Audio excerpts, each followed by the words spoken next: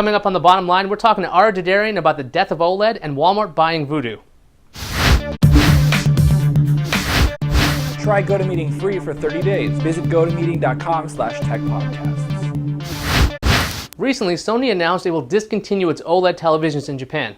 Ara, do you think this is Sony just trying to cut costs, or is this really the end of the road for OLED?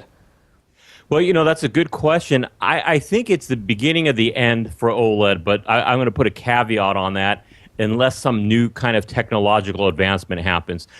The research I'm doing shows that Sony kept trying to bring OLED out to the market, and the problem was LCD manufacturers and plasma manufacturers kept pushing the LCD and plasma technology to the point where the hurdles kept moving, the finish line kept moving for OLED. And when a new technology comes in, it needs to be like twice to three times better than what's out there before people will pay the extra premium for it. So to get 10%, 20% better contrast ratio or color or whatever, they're not going to spend 10 times the amount of money to get that. Yeah, I think a Sony 11-inch television, sorry to cut you off, was about, I think, 11-inch TV was what, $3,000? Was that the right Yeah, price? and the prices come down since when it first came out. But for $3,000, you can get a 60. Well, actually, less than $3,000. You can get a 65-inch plasma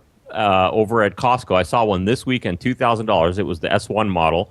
And then you could buy a surround system and you could buy a Blu-ray player. So am I going to spend that much for an 11-inch TV just because it's awesome? I don't think so. I mean, you've seen OLED. You know that black. That black is truly black. It is awesome, but the price is so hard to swallow. It is, but you know what? I saw a demo of Pioneer no longer makes a Kuro plasma television, but I saw black on that was absolutely out of this world. So I know plasma can get there, and at some point LCD will get there too with the direct lit LED lights. I think they'll get to that point. So will it be as good as OLED? No, but will the difference be worth the price premium? And I don't think the answer is yes, which is why I think Sony said, let's put our money elsewhere because budgets are tight. Let's kind of put OLED on the back burner here. And it's somewhere down the line, a technological advancement is going to happen where maybe they can do OLED, but I think it's going to be an advancement while they're doing something else. And they said, oh, by the way, if you apply this to OLED, you can make them cheaper. So not dead, but probably in suspended hibernation. Yeah, it's sitting on the back burner for now. Also, Walmart just bought Vudu. Vudu is a video streaming service which, as far as I know, offers the best HD streaming you can get. Now, Walmart's tried the DVD by mail business, and it failed. It also tried the digital download business for music, and that failed. Ara, do you think this is going to be any different? I mean, are they actually going to succeed with this, or is this just going to be another one of Walmart's digital entries that just doesn't work? That's a good question. I was scratching my head on it too. Let's be honest. Vudu needed somebody to buy them out. They have a great technology in that HDX, which is as close as you're going to get to Blu-ray over the internet, at least right now. It's a proprietary format. They use the Dolby Digital Plus codec for audio, and you get a very nice, almost on-demand, high-definition performance over the internet. The problem is not too many people were buying Vudu boxes. Now, Netflix, on the other hand, they're putting their content on almost any kind of box that that will license it. I'm hoping Walmart does the same thing, and I think LG was the only Blu-ray player that also had the HDX, or at least had the Vudu format on there. So Walmart will hopefully do the same thing. You'll get more competition, and I think that's a good thing.